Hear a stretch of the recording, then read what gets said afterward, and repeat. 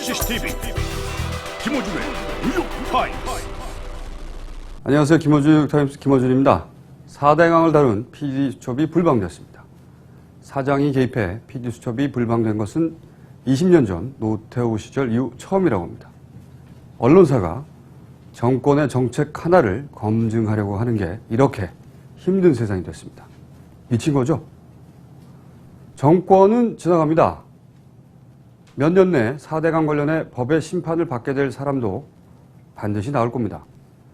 그러나 지금은 다들 침묵합니다. 무서워서. 언론의 침묵은 방조를 넘어서 동조죠. 4대강을 직접 추진하는 거랑 다를 바가 없는 겁니다. 김어준 생각이었습니다. 시사와 재미를 장악한다. 김용민의 시사 장악 퀴즈. 안녕하세요. 김어준의 뉴욕타임스 김어준입니다. 이번 시간도 지난 시간에 이어 특집으로 마련했습니다. 네. 이정희 민주노동당 대표를 저희가 모셨는데 오늘은 최초로 사상 최초의 단독 남성 게스트, 사상 최초의 전직 장관 게스트이자 목포 3대 천재로 불리는 천정배 의원 모셨습니다. 안녕하십니까? 안녕하십니까? 안녕하세요. 네. 한때 차기 주자로 한때요. 네. 한때 차기 주자로 화려한 조명을 받으셨습니다. 한때인데 지금은 이렇게 조용히 좀 가라앉으셨죠? 아직 떠오르지 않은 거죠? 참고로 보통 방송에서는 옆에서 이렇게 띄워주고 본인은 겸손해하고 저희는 반대입니다. 본인이 자해 나타나고 저희는 어떻게든지 저희는 시간자를 겸손하게 만듭니다. 그래요. 제 체질에 맞습니다. 저도 어디 가서 겸손하려면 힘든데 오늘은 좀 자화자찬으로 해보겠습니다. 그래서 저희가 3대 천재 목포에 이 소리를 저 여러 번 들었어요. 그럴 때마다 궁금합니다. 나머지 두 명은 누군가? 이거 자작극 아닌가? 저도 모르겠어요. 아니에요. 사실은 제가 천재란 말을 제일 듣기 싫은 소리입니다. 그러니까 이 3대 천재라는 말이 말이죠. 이게 근거가 없는 얘기예요. 아니. 지금 보도를 보니까 말이죠. 제가 한번 검색을 해봤는데 그 세 명이 있습니다. 그래요? 프로 바둑 조훈현. 구단이신가요? 저희 바둑을 잘 몰라가지고. 그리고 또 한 분은 김지하 시인. 그분들이 다 목포 분들이죠. 김대중 전 대통령이 그 중에 한 명 들어간다는 얘기도, 그러니까 이게 사실 근거가 없는 얘기예요. 그러니까 3대 천재란 얘기는, 항상 천정배 의원을, 수사할 때, 수식할 때 쓰이는 표현입니다. 그전에는 쓰인 적이 없어요. 아무리 찾아봐도. 그래서 저는 자신을 천재라고 말하고 싶은데 혼자 하면 남사스러우니까 3대. 그래서 3대가 이견이 분분해 누군지. 그 말씀 듣고 보니까 그런 혐의는 확실하네요. 확실한데. 그래서 우리 천정배 의원께서는 그런 이미지를 떨쳐내기 위해서 정말 몸살이지 않습니다. 뭐 한미 FTA 단식하셨죠. 그리고 반대를 위한 단식을 하셨고 미디어법 반대를 위해서 고행도 하셨고.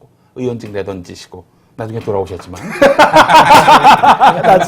나중에 돌아오셨지만 그러나 그동안에 봉급은 안 받았습니다. 아직도. 자, 그리고 또 4대강 현장에 유일하게 얼굴을 내비친 민주당 의원으로서 아주 그 역할을 제대로 하셨는데 알아주는 사람이 별로 없어서 참 약하겠습니다. 알아주는 사람을 저희가 직접 칭찬하기는 남사스러워서요. 저희 성격이 안 맞아서 VCR을 저희가 준비했습니다. 일단 요걸 보고 그리고 또 씹죠. 천정배 의원의 프로필 토크. 1954년 12월 12일 천정배 출생. 12.12 사태와 같은 날짜 탄생이라 역시 태어난 날부터 심상치가 않군 그래. 나가 사람은 누구든 똑같이 대접해야 쓴다. 그저 퍼주고 베풀며 사랑을 실천하며 수많은 사람들의 엄니가 되어 살아가시던 할머니 슬라이스처럼 천정배. 유년 시절부터 참 사람의 길을 온몸으로 습득한다. 많은 정치인들이 그렇듯 개천서 난 용족의 일원이었던 천정배. 똘망똘망한 수재의 학창시절을 거쳐 1972년 서울대 법대를 수석 입학, 1976년에는 제18회 사법시험에 바로 합격한다.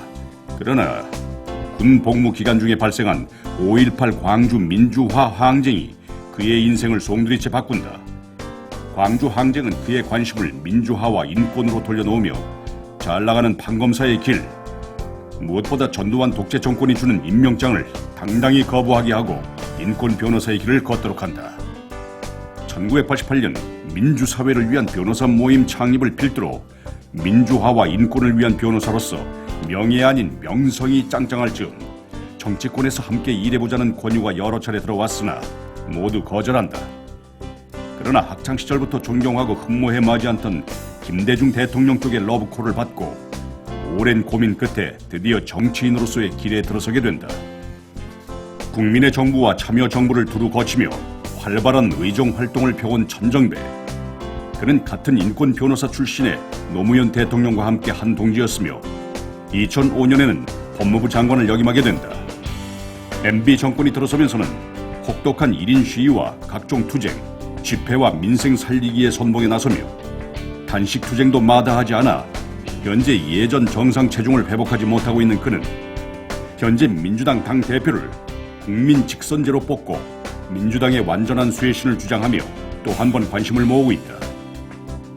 정치인의 길을 긋고 말리다가 일단 남편이 마음을 굳히자 내조를 아끼지 않아온 현모양처 아내와 어여쁜 두 딸을 슬하에 두고 있다. 이상 김어준의 뉴욕타임스 그리선 반장이었습니다.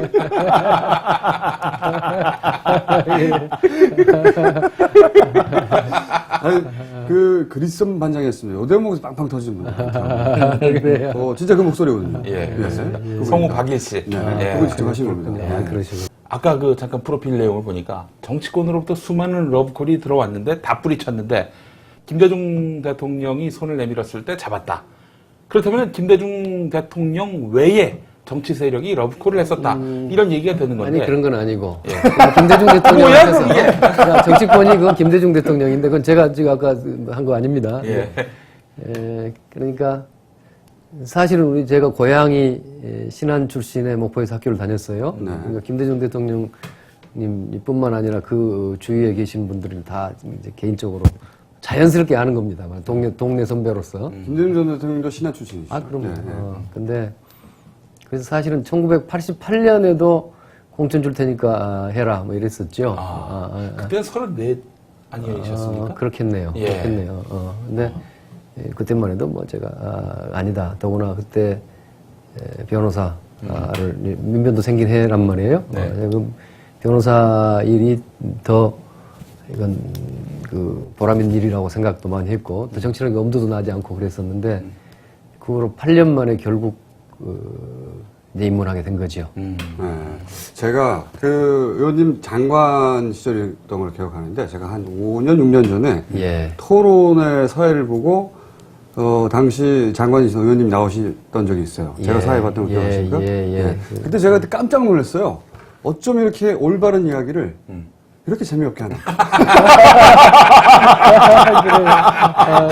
전혀 변함이 없으시군요. 그래요. 맞습니다. 그런데 최근에 보면 말이죠. 예. 의원님 주로 좀 혼자 노세요. 예. 개파, 개보, 예. 또는 따르는 식솔들이 있을 만도 한데, 왜 이렇게 혼자 계속 노십니까? 성격이 안 좋으시나요? 아마 성격이 안 좋은 모양이에요. 근데, 모르겠어요. 제가 좀, 원래 그런 개파하고 좀 이 팔자가 안 맞는 것 같아요. 어제 천정배 의원님하고 그 같은 연배 세계 지도자를 보니까 차베스가 있고 그리고 콘돌리자 라이스가 굉장히 강성 인물들 아닙니까? 천정배 의원님은 스스로 강성이라고 생각하십니까? 사실은 그 강성이라 생각은 해본 적이 없는데 요새 좀 강해진 것 같아요. 요새 좀 시위도 해보고 네. 몸싸움도 해보시고. 예, 그렇습니다. 옛날에는 좀 장관도 하고 뭐 그랬으니까 네. 좀 이렇게 좀 폼도 잡고 그래야 되는 거 아니냐 네. 뭐 이렇게 생각했는데 네. 아무도 안 저는 하는 그런 거 아니다 분이죠. 말이야. 그런 거 아니다. 사실은 저를 안 알아주기도 하지만 내가 이제 우리 그 국민 대중을 잘 몰랐던 것 같아요. 조금 진짜로 무슨 그런 폼 잡는 정치가 중요한 게 아니라 실제로 우리 이 대중들한테 도움이 되는 정치를 해야 되겠다. 그래서 좀 요새는 좀 강성이 돼가고 있는 것 같습니다. 예, 제가 생각할 때 차기 대선 주자의 핵심적인 요건은 MB하고 맞짱 뜰 수 있고 또 그 이겨야 되는 그런 이미지의 지도자를 지금 국민들은 많이 찾고 있는 것이 아닌가 이런 생각이 드는데 어떠세요? 굉장히 제가 생각했을 때 그 엘리트였던 분들, 엘리트인 분들 이런 분들이 이명박 대통령 같은 사람을 만나면 맥을 못 줍니다. 왜냐하면 그러니까 막 나가니까. 그래서 제가 봤을 때는 MB를 어떻게 생각하시는지 또 MB가 만만한 상대라고 보시는지 이거 제가 좀 궁금해서 여쭙고 싶습니다. 예, 참 어려운 질문입니다. 네. MB는 어이없기도 하고 예. 이게 도저히 어떻게 해볼 수가 없어요. 정말이에요. 그러니까 이게 정말이에요. 아무리 상식적으로 합리적으로 뭔 대화를 할 수도 없고 설득도 할 수 없는 그런 우리는 이제 여당을 할 때요. 저도 원내대표도 하고 사실은 여러 가지 이제 좀 해봤어요. 다수당의 원내대표 해봤는데 그때는 우리가 제일 두려운 게 뭐냐 그러면 야당이 뛰어나가는 게 두려웠어요. 야당이 국회를 벗어나서 자원투쟁을 하고 이게 두려웠어요. 내년 우리 예산을 통과시켜야 될 텐데 국가 살림을 이끌어갈 예산을 어떻게 우리 여당 단독으로 하느냐. 반드시 야당이 있어야 된다. 이렇게 생각을 하니까 그것에 굉장히 강박관념이 있었어요. 그래서 어떻게 하면 야당을 끌어들이느냐. 이렇게 하니까 우리가 괜히 약해질 수밖에 없는데 그 MB 지난 2년 동안 하는 거 보니까요. 네. 우리가 새로 배웠어요. 네. 앞으로 우리가 집권하면 반드시 그렇게 해줍니다. 아니, 정말이에요. MB는 뭐 그냥 어떤 경우에도 마이동풍, 벽창호, 마이웨이 가면서 오히려 뭐 이 소수 야당 국민들 자기 입맛에 안 맞는 사람들은 일부러라도 이 좌절감을 안겨줘야 되겠다. 뭐 너희들 봐라 말이야. 한번. 그래서 아마 늘 이 주먹이 근질근질하고 국회에서도 되도록이면 야당이 좀 뛰쳐나가서 야당이 안 나가는 것에 대해 고민을 하고 있는 것 같아요. 어떻게 하면 나가게 하느냐 하는 것만 이제 신경 쓰고 있다는 생각이 들어요. 그래서 제가 MB에 대해서는 지긋지긋하게 생각하지만 그 점 하나만큼은 제가 상당히 평가를 해줍니다. 그래서 우리가 집권해보면 그때 한번 두고 보자. 이렇게 생각하고 있습니다. 뚝심을 갖고. 그 전초전으로 당대표에 이번에 출마하시는 겁니까? 그렇죠. 이번 당대표에 반드시 천정배가 당대표가 돼야 2012년에 사실 그때는 MB가 아니죠. 2012년에 한나라당을 꺾고 우리가 집권한다. 그러면 그 이전에 지금 먼저 소위 삼각이라고 하는 손학규 전 대표는 왜 자격이 없는 거죠? 이 방송에서 노골적으로 이야기하면 좀 곤란하고요. 아니 여기서 말씀하셔야지. 아니 언제 그런 얘기 세게 한다더니 바로 그냥. 제가 네. 그 과거에 노무현 대통령 그 경선 후보 때 제가 이제 혼자 지지를 했지 않습니까? 제 나름대로 다 계산해 본 거예요. 저는 노무현 후보가 민주당의 대통령 후보가 되리라고 봤고 2002년에 그렇습니다. 또 우리 민주당이 배출할 수 있는 내놓을 수 있는 가장 센 후보다 경쟁력 후보다 뭐 믿어 의심치를 않았는데 진짜 바둑을 둘지 모르는데요. 바둑 둔 사람들 이제 바둑 규칙은 합니다. 규칙은 하는데 이제 두 판의 바둑이 있어요. 두 판 다 한 100수쯤 뒀습니다. 근데 첫 판은 얼른 보면은 굉장히 미세해요. 미세해서 뭐 이게 아마추어가 보기에는 뭐 그래 비슷비슷한 것 같다. 그런데 실은 진짜 프로가 보면은 이미 판이 한쪽으로 기울어서 미세하기는 하지만 뭐 예컨대 뭐 5집 이내지만은 이 패배가 확정된 판이 있어요. 그 판은 진 거 아닙니까? 확률로 보면 냉철하고 보면 그건 제로입니다. 이길 가능성이. 그건 다른 한 판이 있어요. 거기도 한 100수 뒀는데 거기는 그냥 굉장한 비세에 몰려 있어요. 한쪽이.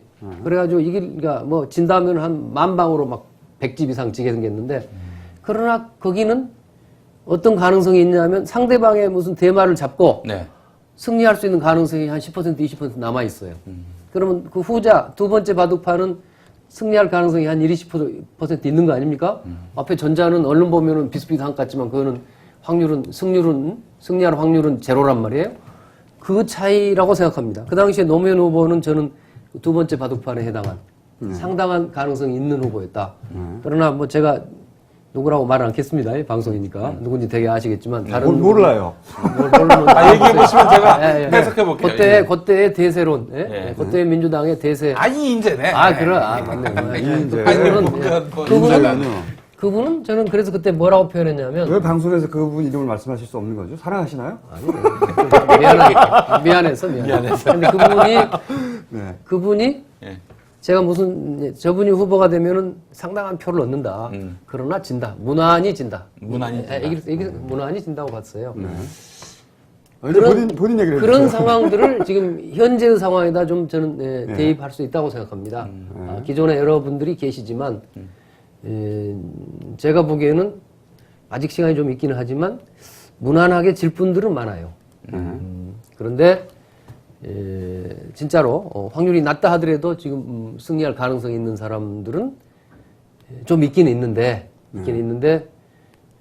그중에 본인이 최고입니까? 제가 그 중에 한 사람이다. 본인이 자신 있게 얘기하셨으면 좋겠어요. 정말인데. 본인이 최고여야지. 그 점이 그러니까 아니에요. 지금 당 대표 뽑는 거니까 조금 다르죠. 예. 그때는 대통령 후보 뽑을 때였고 예. 당 대표 뽑는 거니까 조금 달라요. 제가 최고라고 말하고 싶지만은 너무 그것은 오늘 좀 왜요? 이건 너무 또 그래서 이번에는 초점이 어떻게 하면 민주당을 살리느냐, 민주당을 수권 정당으로 우리 국민들이 정말 믿고 맡길 수 있는 그런 정당이다 하는 정당으로 이게 살려내고 변화시키느냐가 이번 전당대회 초점이죠. 근데 본인이 왜 그런 자격이 있으신 거죠? 그러니까 그 두 가지죠. 하나는 과연 민주당을 확실하게 변화하고 쇄신할 수 있는 그런 의지와 열정과 능력이 있느냐가 중요하지 않겠습니까? 그런 점에서. 그러면 의지와 능력과 열정 중에 손학규 전 대표는 뭐가 부족합니까? 자꾸 그렇게 구체적으로 말씀하셔야지. 제가 경쟁자가 될 분들을 네거티브부터 하는 것은 뭐 우리 더구나 당내 선거니까 그런 건데요. 이것도 말씀 안 싸잡아서 말한다면 싸잡아서. 저 말고 별로 의지도 열정도 능력도 있는 사람 없는 것 같습니다. 아, 그래요? 그분들이 그분들이 무슨 좋아요. 네. 다음 뭐 대선에 대권 주자가 돼서 대통령이 되겠다. 난 좋습니다. 정말 이분들이 경쟁력을 가져서 아까 제가 말씀드린 것처럼 그때 제가 8년 전이군요. 8년 전에 노무현 대통령을 지지했을 때처럼 저분이면은 지금은 비록 좀 약해 보이지만 그러나 우리로서는 낼 수 있는 최강의 카드다. 차라리 그렇게 그런 신뢰를 지금 뭐 손학규 대표든 뭐 정동영 의원이든 다 줬으면 좋겠습니다. 저는 정말 좋겠는데 현재로서는 뭐 제가 그런 확신을 솔직히 말해서 못 갖고 있습니다. 정동영 전 의장이죠. 그때 의장을 불렀을까? 왜 안 되는 거죠? 자격이 왜 부족합니까? 사실 개인적으로는 제가 제일 친한 친구기도 하고 가까웠게 지내왔는데 어쨌든 지난 대선 때 우리의 후보고 그 대선에 패배하고 그리고 또 총선에서도 패배했지 않습니까? 총선 때야 물론 그분이 정동영 의원이 당장은 아니었습니다만 총선 때 대표는 사실은 손학규 대표였죠. 근데 그러나 대선 총선 패배에 적어도 상징이다. 그렇기 때문에 뭔가 이제 다시 국민들의 지지를 얻으려면 뭔가 새로운 비전을 보여줘야 되는 거지요. 하지만 저는 잘 보여주기를 바랍니다. 김대중 전 대통령이 여러 번 패배하셨는데 대선에서. 대선 패배했다는 것만으로도 다시 기회를 안 줘야 되는. 아니 그런 뜻이 아닙니다. 그런 뜻이 아니고 그런 뜻은 아니고 대선은 패배는 것도 패배도 훈장입니다. 대선 잘 패배도 되죠. 그런데 문제는 대선의 패배라는 것이 우리 세력에 대한 어떤 일종의 심판의 성격. 탄핵 비슷한 거였죠. 사실은 지난 대선 패배는 선거가 이게 성립이 안 됐던 거죠. 메이드가 안 됐던 선거입니다. 대선 전에 솔직히 말해서 그때 우리가 대선 이길 수 있다고 본 사람이 도대체 한 명이라도 있었는가 모르겠어요. 이게 대선이 있고 또 이제 민주당이 후보가 나오고 그러니까 또 선거에 함께 뛰는 사람들이 이건 가능성이 없다 이렇게 방정맞게 말할 수는 없었죠. 그러나 내심으로는 거의 가망 없다고 누구나 다 생각하는 말하자면 그런 점에서 선거가 이게 성립이 안 되는 선거였단 말이에요. 그렇게 참패를 했죠. 저렇게 참패를 했잖아요.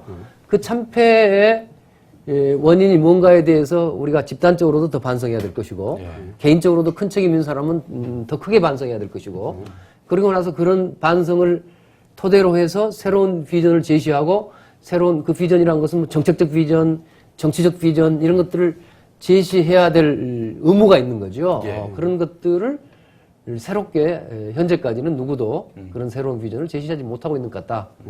그렇기 때문에 그런 과거의 실패에 대해서 실패를 상징하는 분들이 이제 다시 나와서 과연 쇄신의 아까 의지든 열정이든 능력이든 보일 수 있겠느냐. 왜 정세균 대표는 그런 뚜렷한 선명야당의 색깔을 잘 못 냈다고 보시나요? 결국 이번 7.28 재보선에서 승리를 한나라당에다가 헌납했다 이렇게까지 표현하셨잖아요. 그게 저 같은 사람 눈에는 또 민주당을 바라보는 많은 분들 눈에는 너무도 분명히 보이거든요. 7.28 선거를 이기려면 어떻게 해야 한다는 것은 뻔히 보인단 말이에요. 첫째, 전국에 8군데 선거를 하는데 네. 야권 통합, 네. 뭐 진보 개혁 세력을 전체를 어떤 식으로든지 합쳐서 단 한 명의 후보로 쫙 나가고 한나라당하고 1대1 구도를 딱 맞아야 된다. 이것이 첫 번째 조건이고요. 두 번째, 그러면서도 우리가 내보내는 후보가 정말 국민들한테 매력적으로 보이고 신뢰를 줄 수 있는 그런 후보여야 한다. 그 두 가지 아니겠습니까? 장상 후보는 예, 어떻습니까? 금상첨화하면 거기다 더 붙여서 예. 민주당이 전체적으로 어떤 유기 민심, 유기 선거 결과의 민심을 받들어서 우리가 어떻게 변모하겠습니다. 어떻게 쇄신하겠습니다. 하는 그런 의지를 확실히 더 보이면 좋겠지만은 뭐 그건 조금 더 무거운 주제라고 치고요. 앞에 두 개인데. 근데 왜 안 된 후보도. 거죠? 제가 묻고 싶은 거예요. 왜 그렇게 뻔히 보이는 일을 안 누구 하죠? 잘못입니까 이게?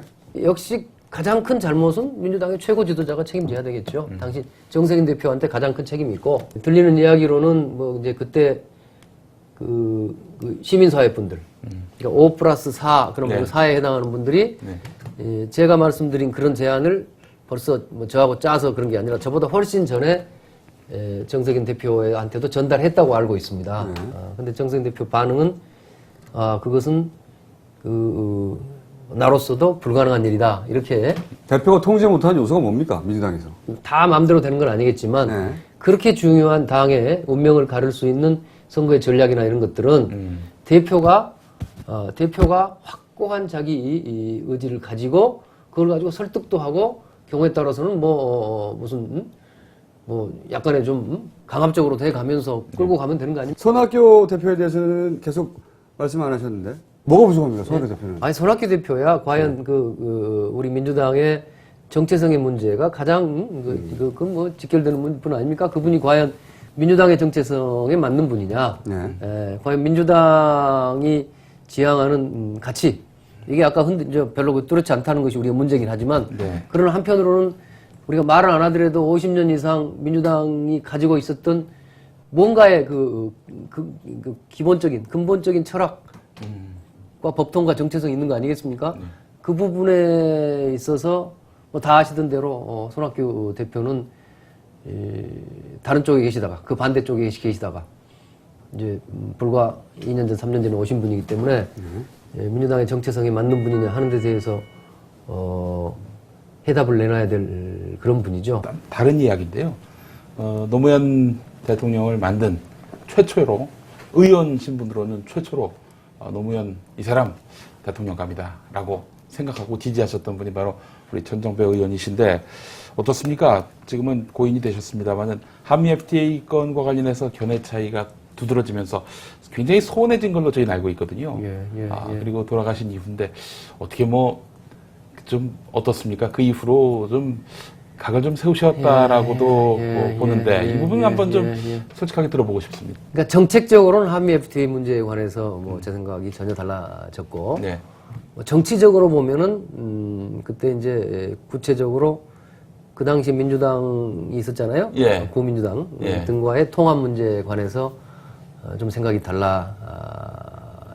네. 저는 역시 통합을 해야 한다고 봤고 노 대통령께서는 그렇지 않다고 생각하셔서 네. 그 점에 관해서는 그러니까 정치적으로 제가 입장을 달리했습니다. 네.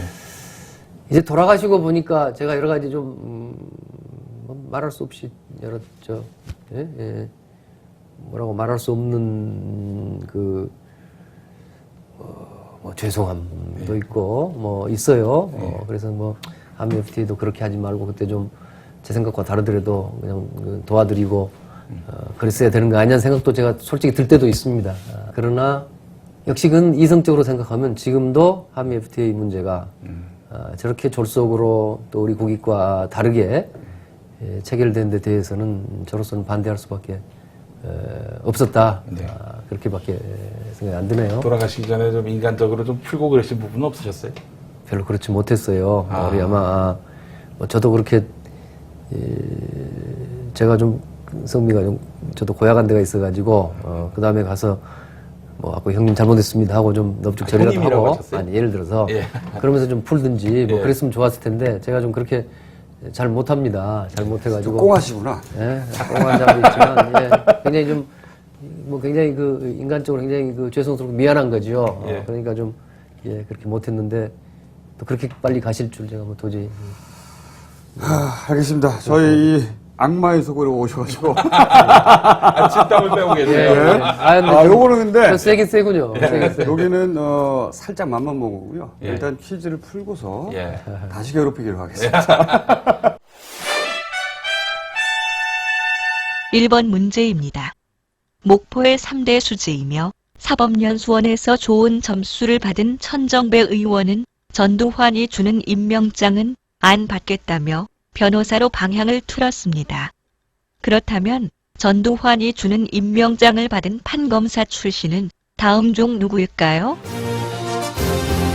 1번 주성영, 2번 강용석, 3번 홍준표, 4번 최연희, 5번 안상수.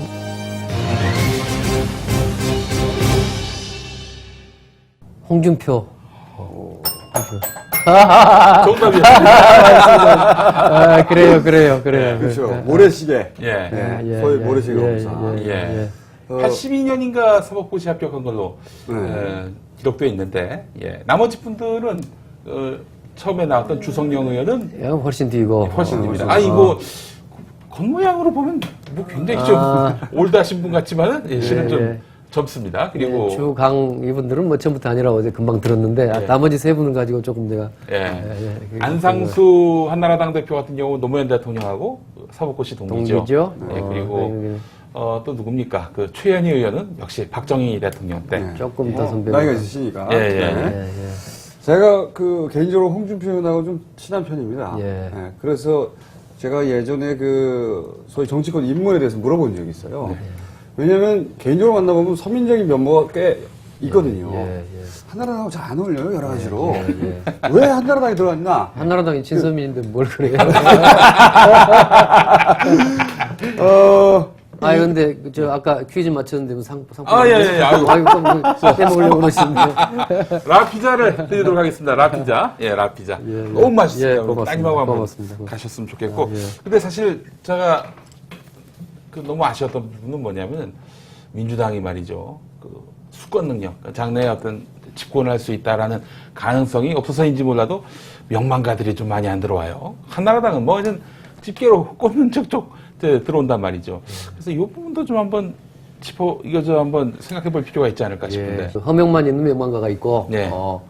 진짜 진짜 좋은 의미의 예. 분이 있는데, 원래 그 허명만 있는 사람들은 여당에 갑니다. 그러니까 과거에 우리가 10년 여당할 때는 꽤 있었어요. 그래서 그건 너무 걱정할 거 없습니다.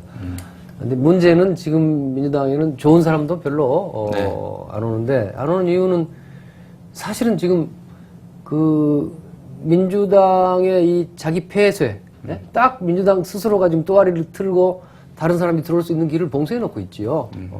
지금 조직 강화 특위라는 게 열리고 있다는 사실 아십니까? 그런 게 있었습니까? 전당대회를 앞두고 예. 민주당이 이제 지역위원장을 새로 뽑습니다. 지역위원장이 뭐냐? 지역위원장 설명드릴까요? 그 지구당 위원장? 그렇습니다. 과거의 말로 하면 지구당 위원장인데 각 지역을 저도 이제 지역위원장이죠. 안산, 단원, 갑 지역위원장인데 245명의 지역위원장이 있습니다. 그걸 지금 전당대회를 앞두고 뽑는데 저도 엊그제 뽑혔습니다. 뽑혔다는 이야기는 각지에서 신청을 하면은 중앙당에서 조직강화 특위를 만들어가지고 이 지역위원장을 선정해 주는 거죠. 예. 그러면 그 지역위원장이 사실상 각 지역에 가서 또 대의원도 선정하고 해서 거기에 이제 지역의 맹주가 되는 겁니다. 그러니까 어떤 좋은 분이 민주당에 들어가서 어떤 자기도 뭐 다음 국회의원 출마도 해보고 여러 가지 기회를 가져봐야 되겠다 생각하더라도 그 현재 현재 민주당 현재 틀에 들어가서 그 심사를 받아가지고 뭔가 자리를 갖고 들어오기가 매우 어려운 구조가 돼 있죠. 이게 이제 우리 민주당의 이게 아주 자기 폐쇄적인 구조다 이겁니다. 기득권 덩어리가 돼 있죠. 그러니까 달리 말하면 이게 무슨 과점 주주들이 그냥 딱 또아리를 틀고 있기 때문에 여기 이 틈새를 뚫고 들어가기 매우 어려운 측면이 있습니다. 자, 그렇다면 개선책. 예. 어떤 개선책을 갖고 계십니까? 저는 그래서 이번에 당대표 국민 직선제를 주장하고 있습니다.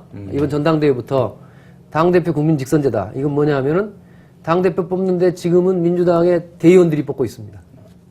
아까 전두환 이야기도 했지만 전두환 때 체육관 선거 비슷하다고 볼 수도 있어요. 그래서 각지에서 대의원이라고 뽑혀오지만 그 대의원들에 대한 영향력은 아까 지역위원장들이 절대적으로 가지고 있어요. 예. 아무리 작아도 50% 이상은 지역위원장의 뜻대로 된다고 그럽니다. 그럼 그런 대의원들이 뭐 한 10,000명 가까이 뭐 체육관에 운동장에 모여가지고 투표해 봤자 결국 그 지역위원장 245명에 의해서 좌지우지되는 선거가 되는 것이고 또 지역위원장을 아까 선정하는데 상당한 힘을 가진 당 지도부에 선거해보나마나 그 사람들이 굉장히 유리한 결과가 되는 거란 말이에요. 네. 그러니 이번에 우리 민주당이 스스로의 그런 그 기득권 폐쇄적인 구조를 깨자. 예. 그래서 우리 국민들한테 나아가는 방법으로 전당원 투표제를 하자는 겁니다. 당대표 직선제를 하자는 건데 그것은 뭐냐 그러면 누구든지 지금이라도 국민들 중에 두 분도 좀 한번 판단해 보시죠. 두 분도 자 내가 지금 민주당에 신청을 해서 나도 투표권을 가지고 싶다 네. 하면은 드리겠다 이겁니다. 드려서 누구든지 이 민주당 대표를 뽑는데 모바일 투표를 하든지 뭐 직접 와서 하시든지 뭐 여러 방식으로 해달라 하는 것이 전당원 투표인데요. 그런 방식으로 앞으로 민주당의 중요한 의사결정을 전부 그렇게 해야 된다. 앞으로 공천도 누구 새 인물이 민주당에 들어와서 우리 김용민 동지가 들어오시죠. 뭐. 들어와서 예. 예컨대 천정배하고 한번 경쟁해 보다. 그러면은 천정배가 정하고 있는 대의원에 의해서 결정이 되는 게 아니라 그 밑으로부터 자유롭게 참여할 수 있는 평당원 보통 국민들이 함께 참여해서 그분들의 투표에 의해서 지지를 많이 얻는 사람들이 국회의원 후보도 되고 하는 그런 구조를 만든다 이겁니다. 자, 일단 두 번째 문제 풀고요. 예. 이번 문제입니다. 한국 현대사의 거목, 김대중 전 대통령의 서거 일주기가 있었습니다. 이제 김대중 전 대통령의 생전 눈물 흘리는 장면을 보실 텐데요.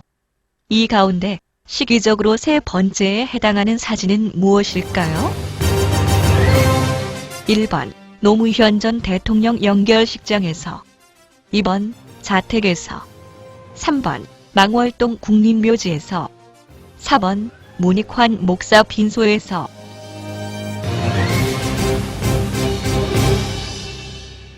네. 정답은 4번 문 목사님 빈소에서.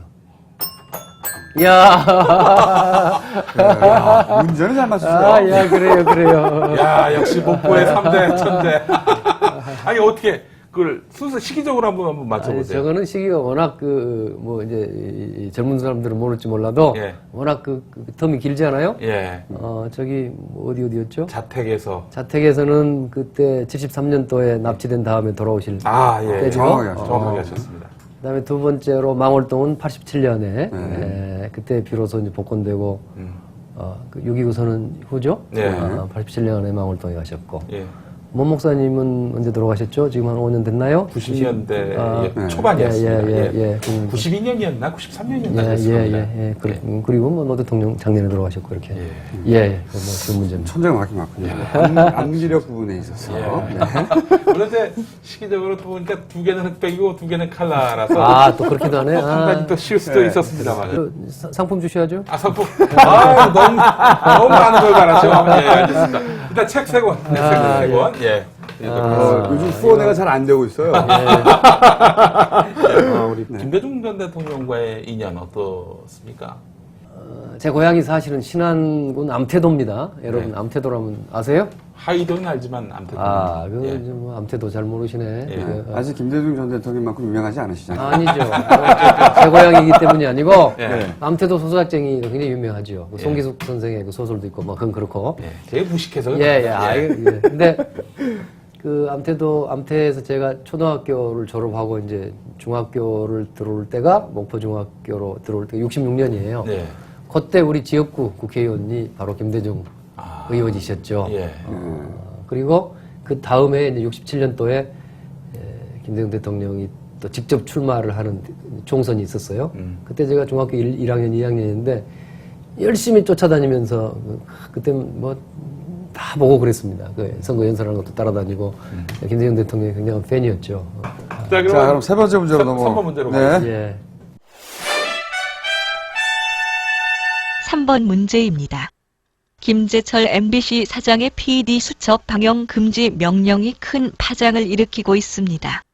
다음 중 김재철 사장이 임명 이후 했던 발언으로 아닌 것은 무엇일까요? 1번 방송의 독립을 지키는지 지켜보면 알 것 아닌가.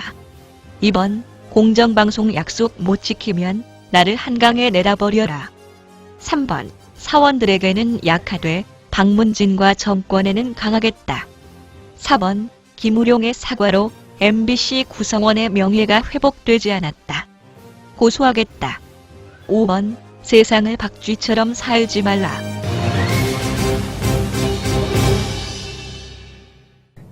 잘 솔직히 모르면 3번으로 찍겠습니다. 3번!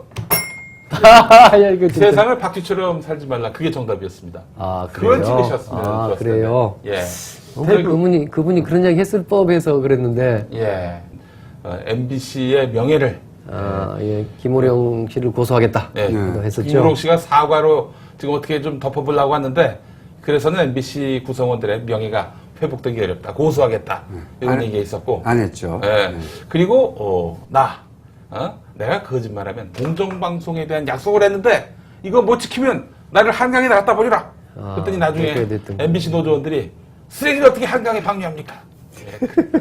무단투기할 수가 있겠습니까? 이러면서, 이제 뭐 반박을 했다는 얘기도 있고. 그럴 줄 알고 그랬나? 자, 그리고 또, MBC 사원에게는 한없이 약하고, 방송문화진흥회 또 이사회죠. 방송문화진흥회와 또 정권을 상대로는 강하게 맞서겠다.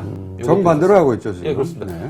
지금 이번에 그 MBC PD 수첩 방영 못하게 한 거, 그 명분으로 유일하게 들이대고 있는 게 이겁니다. MBC는 상법상 주식회사다. 이사회의 요구를 따를 수밖에 없다. 이런 얘기하고 있습니다.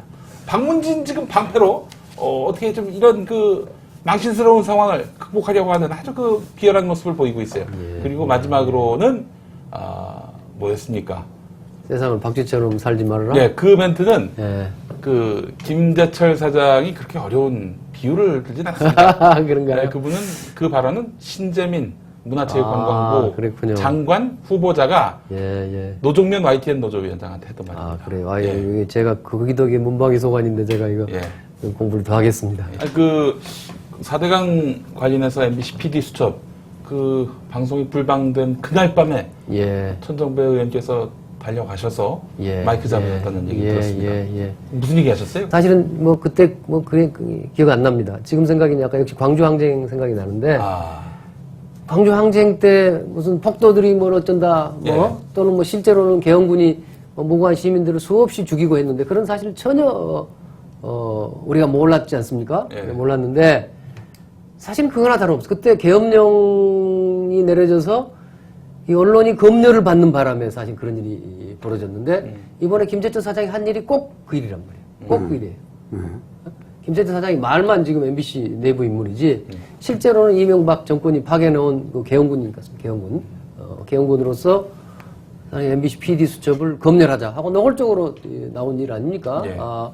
이것을 어떻게 용납할 수가 있습니까? 더구나 이것은 4대강이 사실은 대통령이 안 하기로 한 대운하, 실제로는 대운하 사업을 하고 있다는 것을 밝혀내는 일인데, 그리고 이것도 더구나 제가 그 뒤로 알게 된 일이지만은 MBC 내부에 뭐 국장 결재도 있고 다 뭐 볼 것 보고 다 전부 다 내부의 검증 절차도 거쳤어요. 그러니까 이제 사장이 그 방송 해라 마라 이렇게 하지 않도록 단체 협약이 맺어져 있는 상태고 그죠. 국장선에서 딱 이렇게 그러니까요. 방송 국장선의 여부가 책임도 다 결정되는. 되는 것이고 네.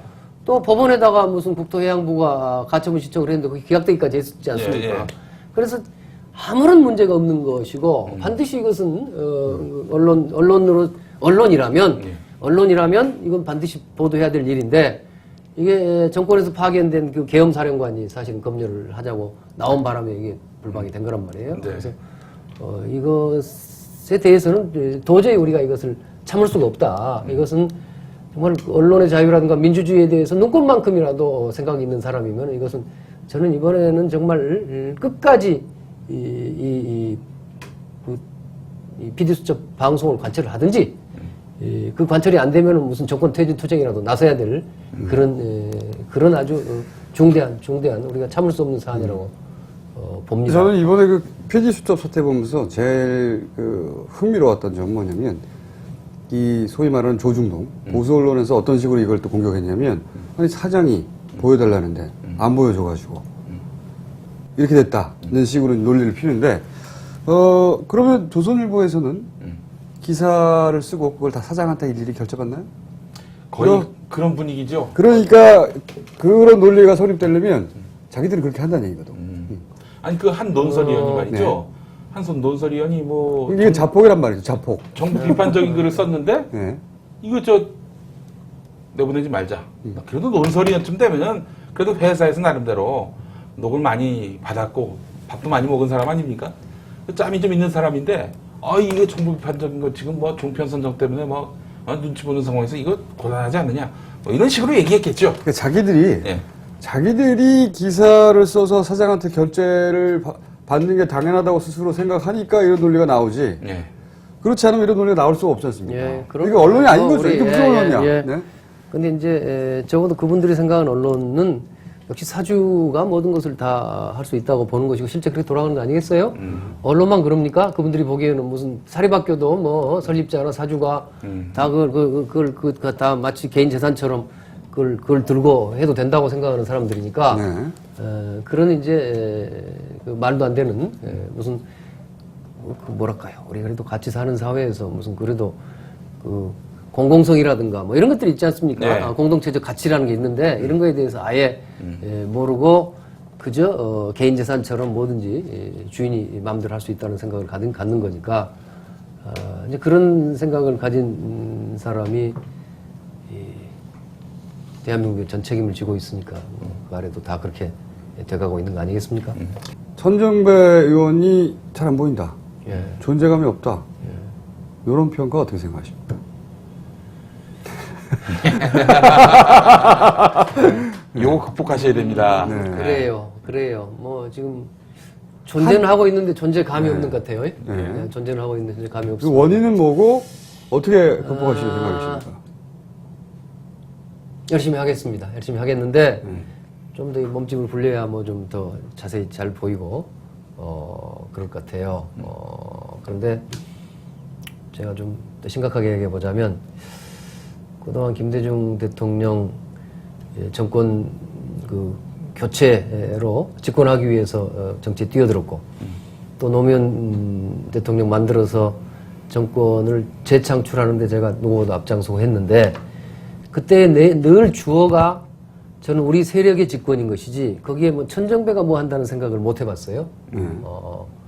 근데 지금 순간에는 좀 더 천정배가 뭘 하겠다 하는 그런 이제 자세를 가지고 하려고 합니다. 언제부터 그렇게 되셨습니까?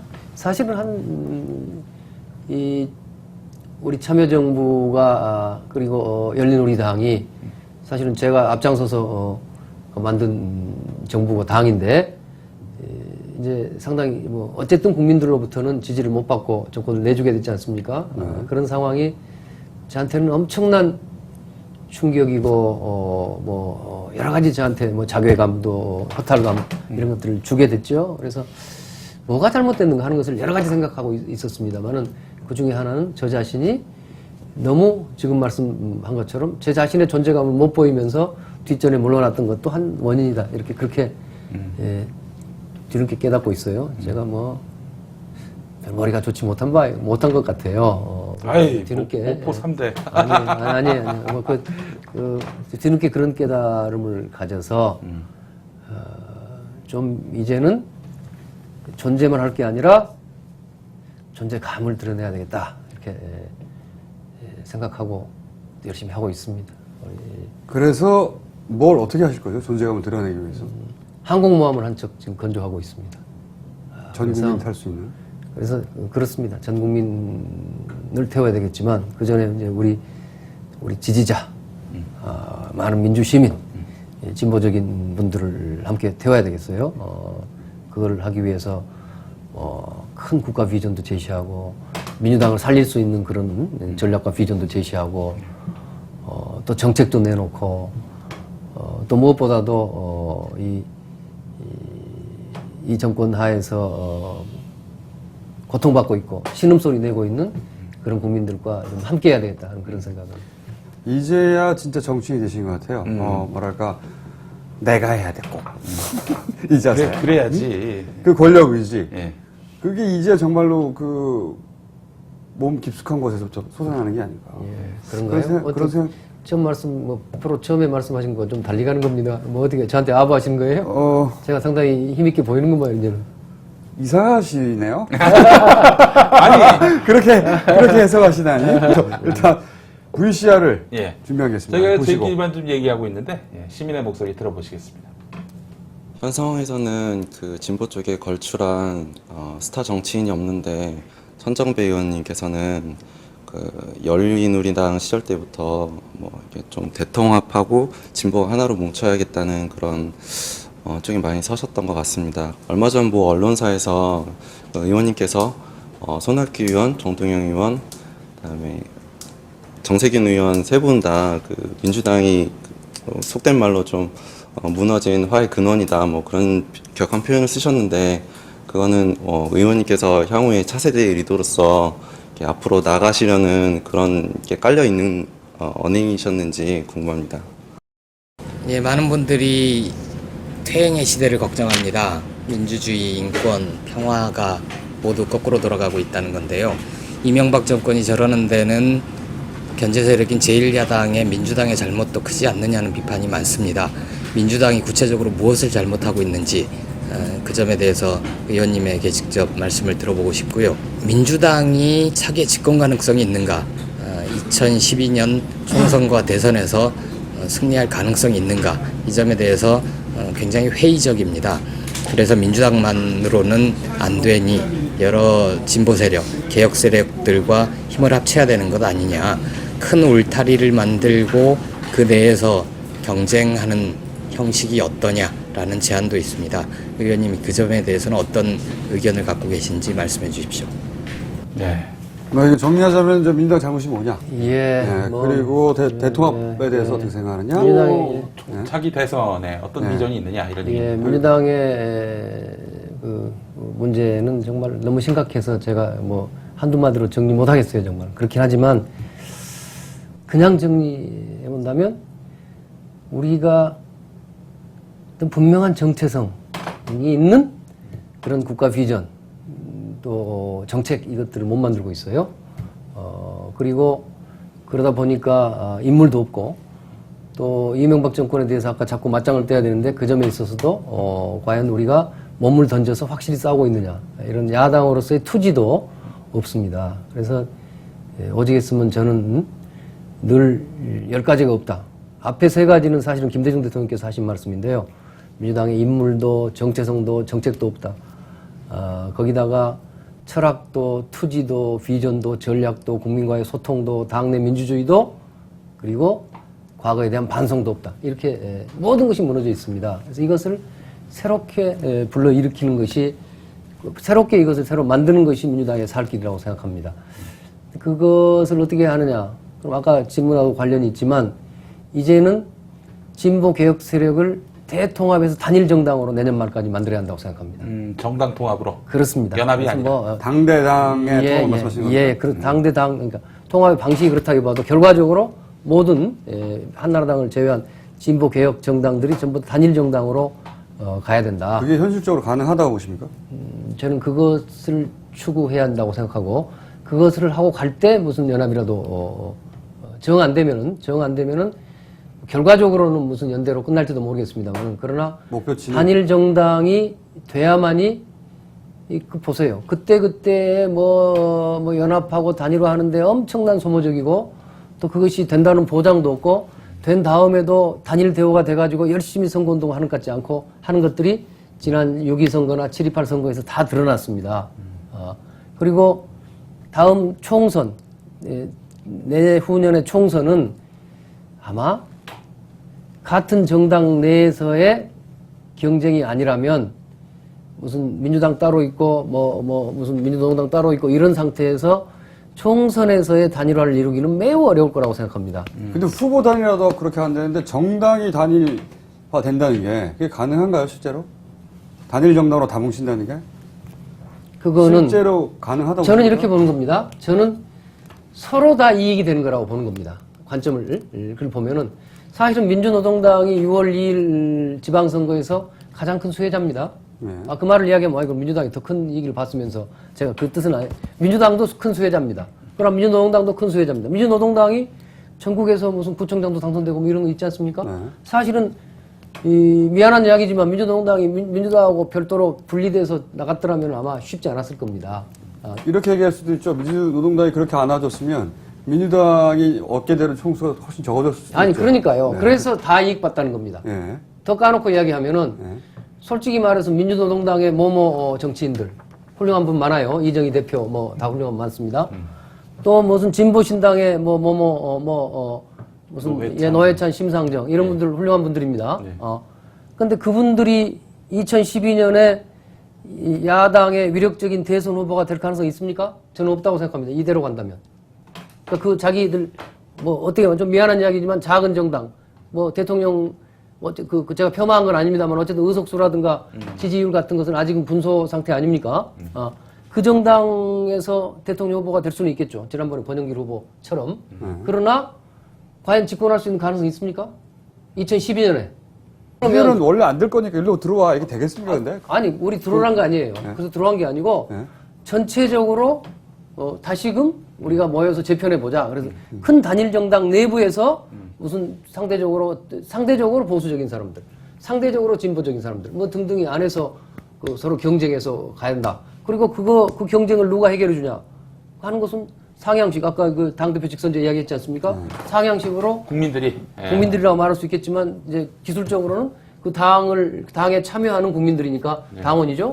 당원들의 결정에 의해서 이를테면 그분들도 민주노동당이나 다른 당도 크게 먹을 수 있는 가능성이 저는 있다고 생각합니다. 저는 근데 그런 필요는 이해하겠는데요. 그러니까 민주당 의원의 입장에서 말하는 필요는 민주당 의원의 입장에서 이제 논리가 서는데 그런데 필요를 말씀하셨지 그걸 어떻게 할 수 있을지 방법. 그래서 저는 현실적으로 어렵다고 보거든요. 저는 그래서요. 네. 그래서 이제 민주당의 변화가 저는 굉장히 선결 조건이라고 생각하는 거지요.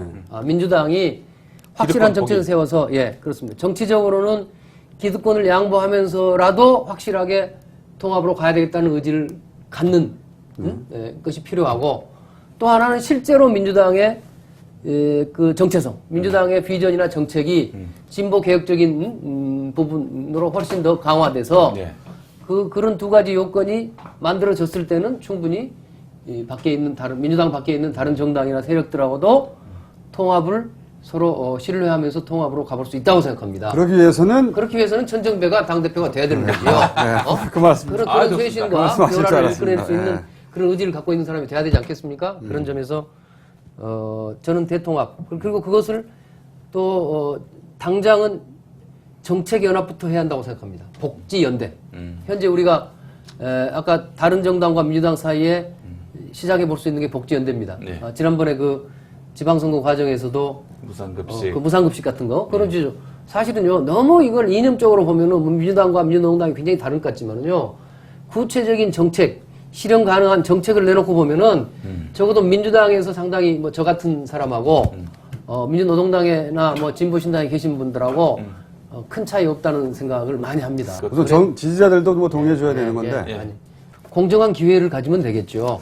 그 이야기만 좀 하고 싶어요. 예전에 김대중 대통령은 집권하기 위해서 DJP 연합도 했었습니다. 네.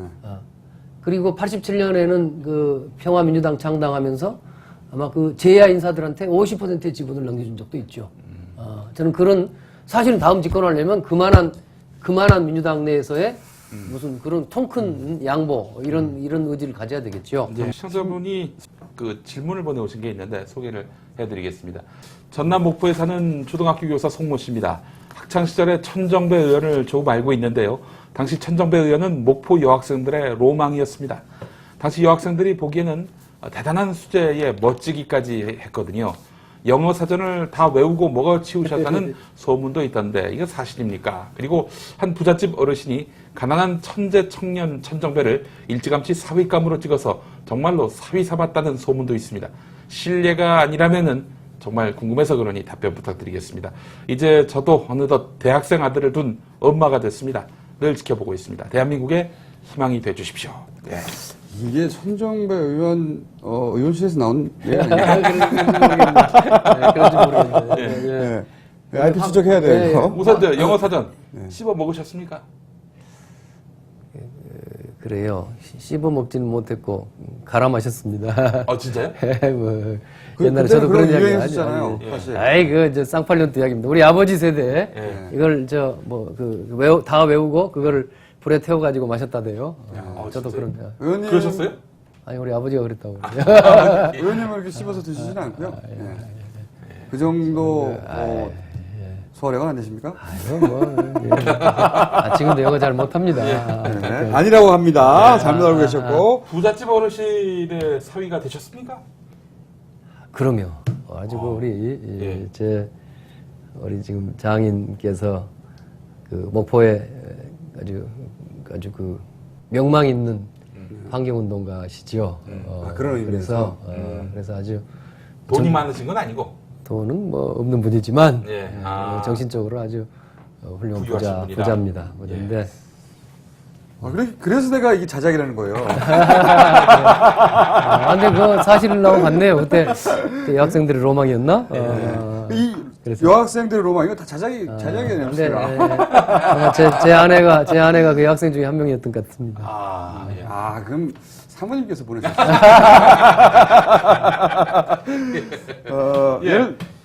자 그러면은 VCR이 또 하나 준비되어 있습니다. 예, 이번에는 어떤 분이 뭐 또 질문을 하셨는지 한번 만나보실까요? 그냥 가끔 이제 엄마가 안쓰럽다는 생각은 많이 했어요. 아빠는 아빠가 좋아서 수술 원해서 하시는 거지만 엄마는 수술 원한 것도 아닌데 엄마가 옆에서 많이 고생을 하시니까 이제 저희 언니나 엄마는 좀 그냥 평범하게 살았으면 좋겠다. 저는 그런 생각 한 번도 안 해봤어요. 더 큰일 하셨으면 좋겠다 이런 생각이어서 아버지가 다른 분들이랑 다르게 하는 걸 전폭적으로 지지하는 편인데 그 단식하실 때는 좀 마음이 많이 아팠어요. 이렇게 아빠가 알려지다 보니까 어딜 가도 다 아빠 닮았네. 외모가 아빠 닮았네.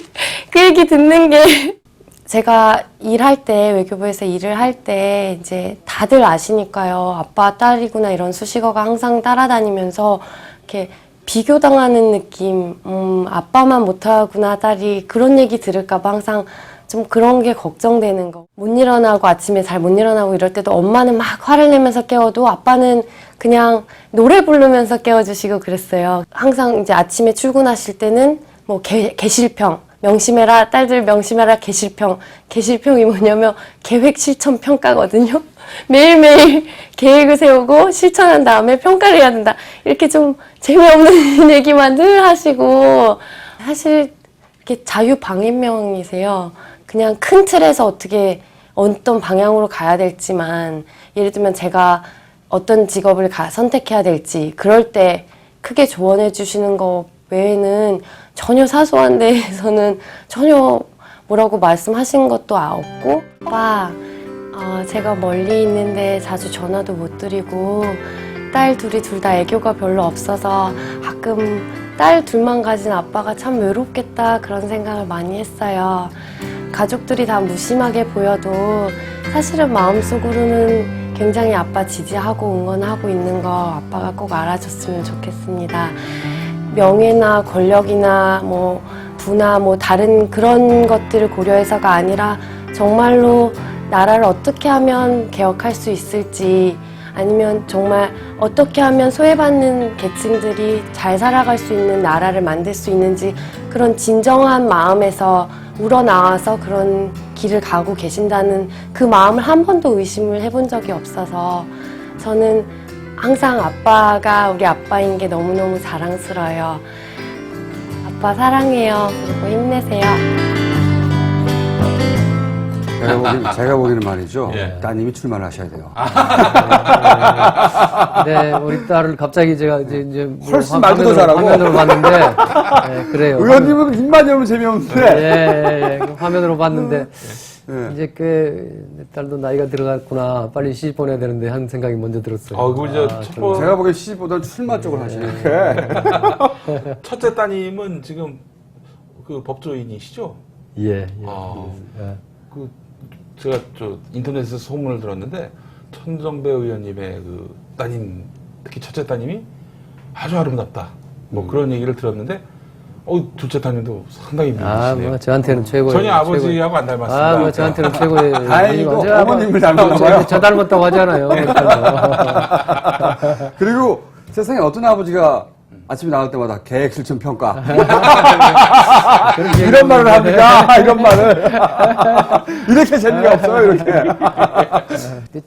그런 기억이 전혀 안 나는데요. 우리 딸이 또 어디서 그걸 찾아내는가 모르겠어요. 이런 어떤 교육의 그 철학이 있으시니까 그러니까 사법고시 또 외부고시 통과할 수 있는 거 아니겠습니까?